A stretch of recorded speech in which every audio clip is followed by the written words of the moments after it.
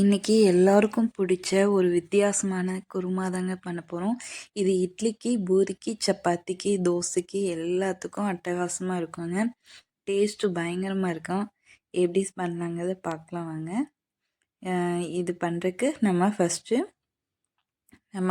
மசாலா அரைச்சி எடுத்துக்கணுங்க. அதுக்கு தேவையான பொருள் கொஞ்சம் தேங்காய், ஒரு மூடி தேங்காய் எடுத்துக்கோங்க. திருகின தேங்காயாக இருந்தாலும் சரி, நீங்கள் பீஸ் பண்ணி வச்ச தேங்காயாக இருந்தாலும் சரி, ஒரு மூடி எடுத்துக்கோங்க. இது கூட பொட்டுக்கடலை சேர்த்துக்குங்க. 2 பட்டை, கொஞ்சம் போல் சோம்பு. இது கூடவே நம்ம ஒரு நட்சத்திர பூவு, ஒரு கிராம்பு, கல்பாசனம் எல்லாமே, கொஞ்சம் பிரிஞ்சி இலை, இது எல்லாமே போட்டு கொஞ்சம் மஞ்சத்தூளுங்க. இதை நம்ம அரைச்சி தனியாக எடுத்து வச்சுக்கலாங்க. நம்ம அரைச்சி எடுத்துக்கிட்டோம். இதில் இன்னொரு கடாயை எடுத்துக்கோங்க. எண்ணெய் ஊற்றிக்கங்க.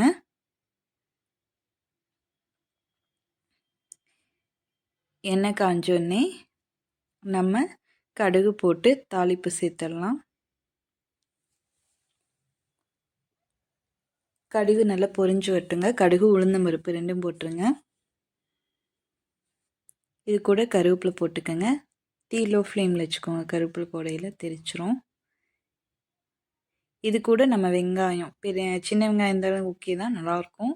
பெரிய வெங்காயம் இருந்தாலும் ஓகே தான். இங்கே போட்டு ஒரு கிண்டிக்கிங்க. இது கூட 2 பச்சை மிளகா போட்டுக்கோங்க. 3 கூட சேர்த்துக்கோங்க, காற்றுக்கு தகுந்த மாதிரி. நம்ம பச்சை மிளகாய் இந்த மாதிரி கிரி போட்டுக்கிறோம். இது நல்லா எண்ணெயில் வதங்கி வரட்டுங்க. இது நல்லா வதங்கட்டும். அதுக்கப்புறம் நம்ம 2 தக்காளி எடுத்து வச்சுருக்கோங்களா, இது வதங்கினதுக்கப்புறம் தக்காளி போட்டு வதக்கிக்கலாங்க. தக்காளி போட்டோம் இந்த மாதிரி நறுக்கி போட்டுக்கோங்க.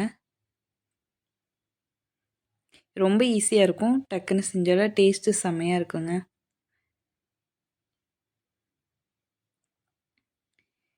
இதை நல்லா வதக்கி விடுங்க. இது நல்லா வதங்கணும், அப்படின்னா தான் குருமா டேஸ்ட்டாக இருக்குங்க.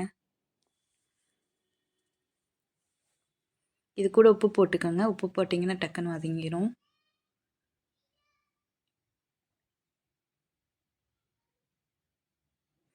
இது கரண்டியில் கிண்டி விடுங்க. இப்போது இது நல்லா வதங்கி வரட்டும். நம்ம இது வதங்கினதுக்கப்புறம் நம்ம மசாலா ஊற்றிடலாங்க. மசாலா ஊற்றிக்கலாம். இதை நல்லா கழுவி ஊற்றிக்கோங்க.